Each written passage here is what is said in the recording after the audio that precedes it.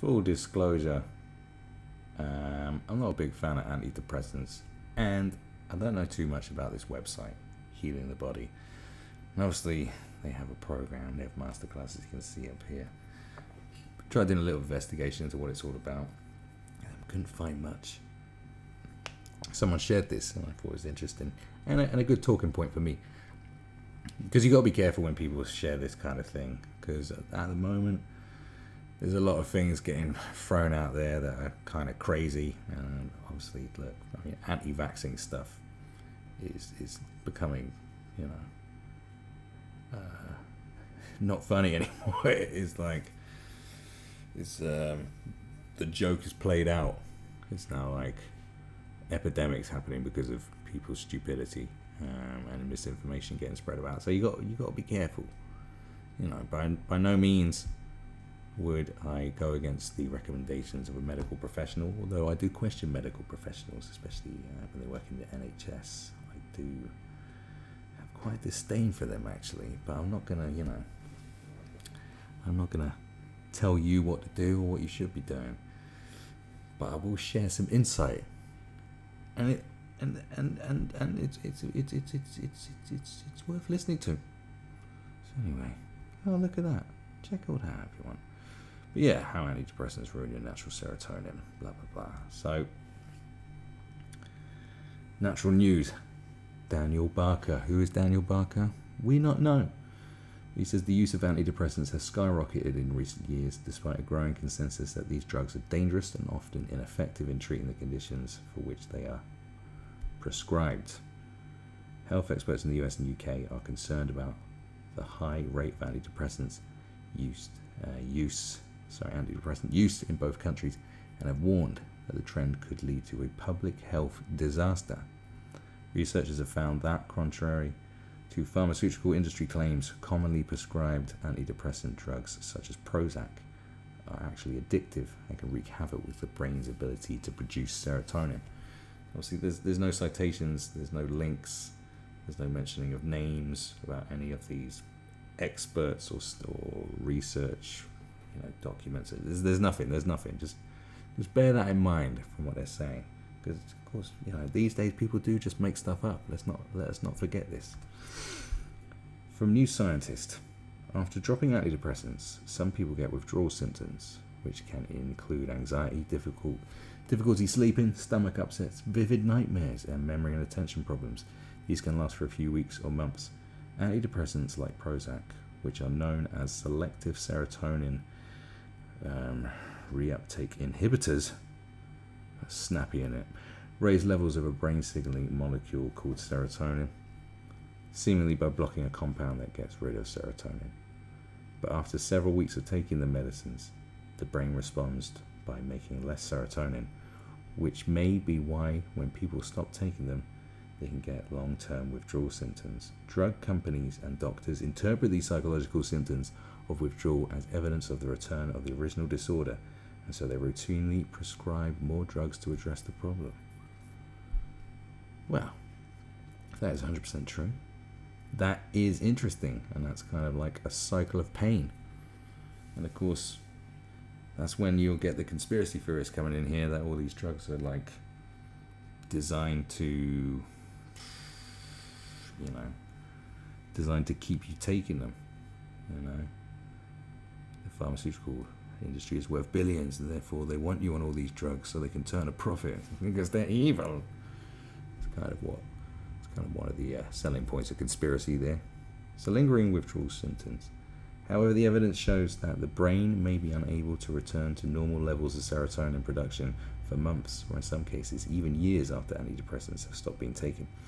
A team of researchers from the University of Liverpool conducted a study of 1,800 New Zealanders who were prescribed antidepressants, most of the Prozac type, and found that more than half of them suffered from psychological symptoms when they stopped taking them. Oh, excuse me. In theory, the use of these drugs can be gradually tapered off, but this can take months or years. Antidepressants may not only make an existing condition worse, but can also trigger other mental disorders. Some studies have shown that over the long term, people are more likely to have a depression relapse. if they are, I've totally lost, sorry, if they are taking antidepressants. The cover-up of the suicide factor. It's a cover-up. The big pharma approach, see, I don't like when they use terms like big pharma, to treating depression and other mental health problems is clearly dangerous and largely ineffective, but regulatory agencies appear to be complicit in hiding the evidence of this from the public. Now we are stepping into conspiracy land because I don't know about all the evidence. When suicide rates in the United States began rising in proportion to growing antidepressant use, the Center of Disease Control ignored the possible connections. From CCHR International, according to a recently released report by the Centers of Disease Control and Prevention, suicides are on the rise in the US, with females between the ages of 10 and 14 and 45 to 64 accounting for the largest increases. But with more than 41 million Americans taking at least one antidepressant, 41 million Americans. Is that true? What? How are we all so broken? Well documented as causing suicidality, never heard that used before. The correlation between increased psychiatric drugging and increased suicides can no longer be ignored. The CDC's report explains that from 1999 to 2014, the suicide rate increased 24% and 10.5 to 13 per 100,000 of the population. Despite the significant increases, the federal agency provides no insight into the possible cause of the rise in suicides, and although the data is publicly available, the CDC simply refuses to acknowledge the increased use of prescription psychiatric drugs coinciding with the rise in suicides. Natural treatments for depression and other mental health issues are far more effective than drugs. The pharmaceutical industry is causing more mental health problems than it solves. Big claim. Antidepressants are not the answer. Natural methods of treating depression, such as St. John's wort. I'm not sure about St. John's wort. I'm not sure about that one. Alright, I'm not sure about that one. Are just as effective as antidepressant drug and have no side effects or addictive properties. Right, you need like you need evidence. You can't just throw that out there. You need to show shit. Because homeopathic medicine is like, I'm no fan of like antidepressants, but like homeopathic remedies. I do believe in other ways of doing it, but that's not St. John's wort. With right foods, natural dietary supplements, and enough exercise, depression can be successfully treated without the use of dangerous drugs. The Thriver's Guide to Beating Hormonal Disorders will give you that plan. Well, well, brothers and sisters, here's a few thoughts. Like correlations can sometimes be coincidences anyway. You need more evidence to support it. Like just because two things are happening simultaneously doesn't mean that's like a definitive proof of what's going on. Like experts will tell you this. But one thing that is interesting about that and what goes on in America is like the amount of school shootings. Like there was a point when there wasn't like, well, not just school shootings but mass shootings. There wasn't as many mass shootings like a long time ago, and they sort of started ramping up, and they always blame gun control, but then you look at other gun happy countries, they don't have the same problems that America has. You're talking about people just going into places and just killing as many people as possible with firepower. And I think if you went the UK route or the Australian route and just outright banned all guns, I don't think you'd see the problem going away. They'd find something else to like fuck people up with. Maybe if they start making homemade bombs, maybe they go in with a machete, you know, maybe they make a homemade flamethrower, maybe they just get a car and drive it into a classroom, try and take out as many people as possible. Who knows? But the point is that maybe the real issue is down to some psychological defect going on amongst people. Maybe that's got something to do with like the amount of different drugs that we pump into people to try and fix them. When yes, now from my experience of like depression and being suicidal, like I didn't take anything. I refused because of experiences, because of not my own experiences, but well, my own experiences of other people basically.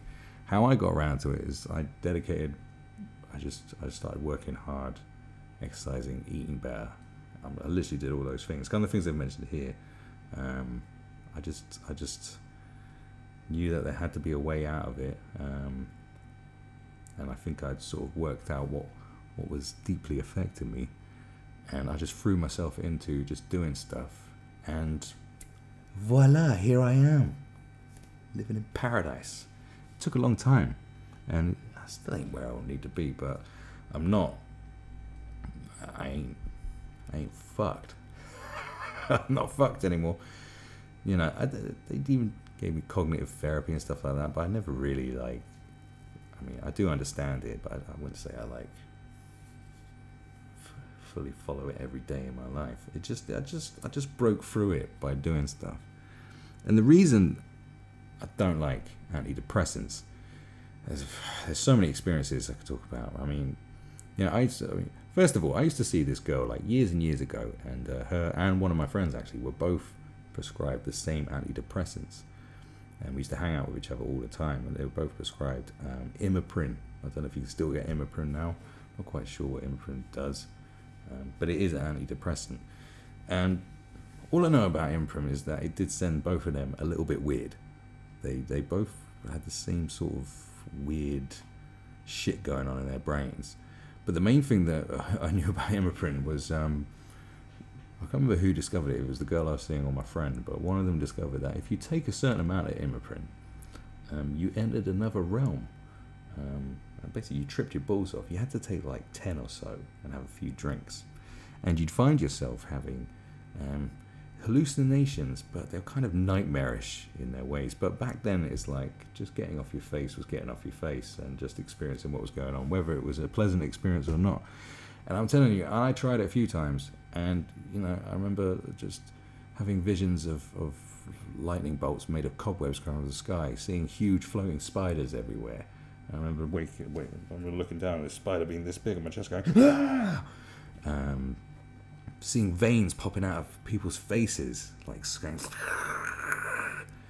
And then if you went real deep, you'd have like proper psychoactive shit, way more, as in having conversations with people who weren't there. I had a conversation with someone I don't even know that well for about 10 minutes at this party, and he was never there. He wouldn't have even gone to the party. And on the same night, the girl I was seeing was somewhere else with one of her friends, and she had a psychoactive incident in the back of a taxi where she was having a physical fight with someone that wasn't there. And then she woke up in the morning with her shoe in a tree, with cuts all up her legs, and she'd smashed in her window to get into her house. Basically, a complete fucking mess. And obviously, that's abusing the drugs, but that was my first experience of going, saying, well, you know, this stuff's pretty mental, isn't it? But later on in life, I was in a relationship with a girl for a long time, and she got prescribed. Oh my god, what? Seroxat. I remember when she first started taking it, and she was real worried. She was on her own. Well, she was at a family house, but she wasn't with me, basically. And then this is so long ago, and she got her dad to come pick me up because she was worried about taking them. And when I got there, I was like, well, why? And then she gave me the leaflet, that, you know, and the leaflets, you know, with pharmaceutical drugs, you pull it out, and it's like a concertina. It's like a fucking old school map, and it just came out like this, and that was the list of things that could go wrong, side effects, and it was everything from suicide, violent outburst, death. Everything was covered, and you're reading it and going, what the hell? And when you start taking it, like, there's a couple of days of real sketchy shit. So I basically spent most of the time with her in bed, and me just sort of holding her hand, basically, that, like, literally like that. And as time went on, when she was on it, she was already a bit fucking woo, but not like woo, and she went fucking woo. It turned her crazy. And one of my good friends, around similar sort of time frame, he was going to have a girl who was on Seroxat, and he's had this. We share war stories of our war, the war of Seroxat on our brains and our girlfriend's brains, and it's just, and the amount of things that happen. I'm talking about violent episodes and just completely you know, saying stuff that happened that like complete, you know, implanted memories, I'd say. Like something happened that just never happened. Like she'd be telling about something like about, I remember we had a massive row about her like having a phone conversation with someone, and I was like, you never called anybody. And then she went absolutely crazy, going, why are you doing this? You trying to make me think I'm crazy? I was like, no. I said, you are crazy. And just blackouts of doing just the most crazy shit. I'm talking stripping down naked and doing a dirty protest. I'm talking attacking me with bottles. I mean, eventually it became real violent, and I started retaliating as well, and it just became an absolute mess. Just day in, day out of just mentalness, of just mental shit happening. I remember one time she threatened to kill my mother. I remember one time she kicked a policeman in the dick and got arrested. And just all this kind of stuff. And that wasn't really... She wasn't totally like that. She was a bit aggressive and mouthy, but like before. But when she started taking that shit, it just fucking sent her crazy. And I don't think she's been right ever since. And I can't remember when she stopped taking it, but it just it warped her brain. It warped her brain. And she later on in life she sort of blamed everything on alcohol abuse that she used to do, and I was like, no, you hardly ever drank. Like, didn't have no money to drink for starters. It was that shit. It was those drugs, and they just completely spun her brain out. And I had a friend who was on Prozac, and that definitely changed him, made him a bit odd. You know, I've heard about other people who like developed like OCD type things where they got to turn the light switch on about 4 times after taking Prozac. All kinds of weird shit. And to be honest with you, I know it sounds weird, but most people I know who are on antidepressants in some way are fucking weird. But like they may have been a bit, you know, depressed and odd before, but when they're actually on antidepressants, I swear they're like even more fucking weird than they were before. And it's like, yo, this doesn't seem to be helping. It doesn't seem to do much. And the amount of money generated from it, I'm not going to go into this big pharma conspiracy nonsense and shit, but like I'm telling you, my experience is that I'd stay the hell away from them, even when I was like in the darkest depths that I could ever be, when I literally there was no light at the end of the tunnel. I refused to take that shit, because it's like, well, at least I know my brain. It's depressed, it's unhappy, everything's dark, but at least I know what the fuck is going on. Because as soon as you start blocking stuff, you're turning out the lights for good, and then you're not in control. You need to regain control. That's what I'd say. I recommend to anybody. Just regain control. Try other things. Don't buy St. John's wort. Don't buy anything like that.